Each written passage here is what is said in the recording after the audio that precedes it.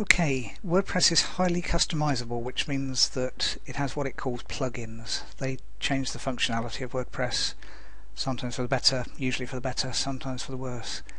Because WordPress is so popular, you can find a plugin either for free or for not very much money to do almost anything you want. By default it comes with two. One is an anti-spam thing, which is good, but it's now chargeable unless you're just personal use. So we've gone to the plugins menu, install plugins. I delete that one because I don't want to cheat on them, and a thing called Hello Dolly, which I've never known anyone use in living memory. I delete that as well. So it's a clean slate. Next is to select the Add New, and I'm going to show you how easy it is to install a plugin, and I'll go through the ones that we do. Search plugins. Contact Form 7 just puts a nice contact box in,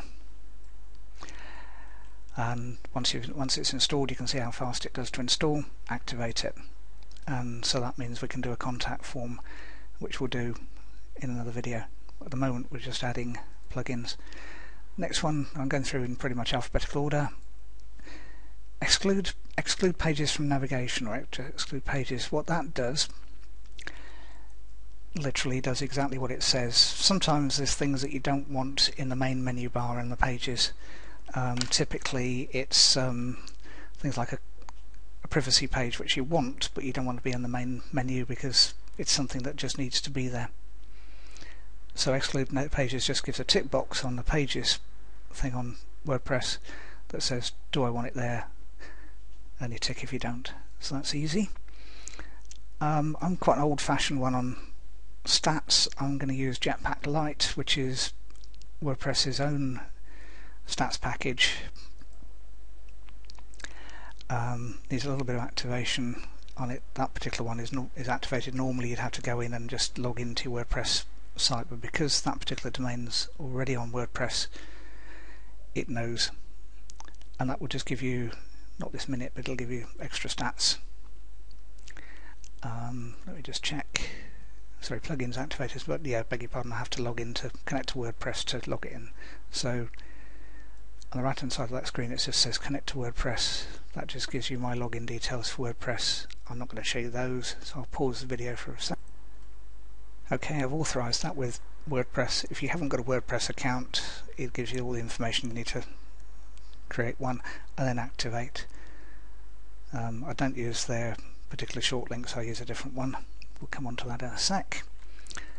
So next plugin to add is a thing called Limit Login Attempts. You know, remember I said that WordPress is popular, therefore it gets people attacking it.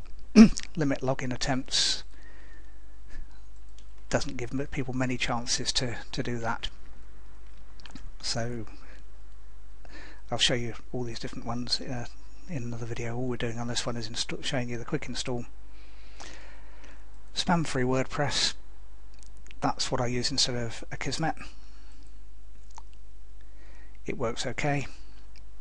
You have to have an authorization key, so you click on the thing that says enter your free license key, and Firefox remembers that for me.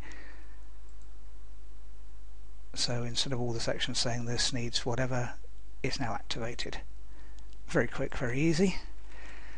If you remember I said about database backups and things, WordPress database backup, I think it's called that. No.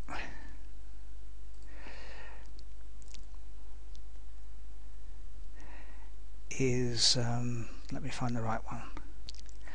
Okay, got it. What happened there is they've changed the name from the one they show on the control panel of checking on to a different one. I'll give you the right one in the installation.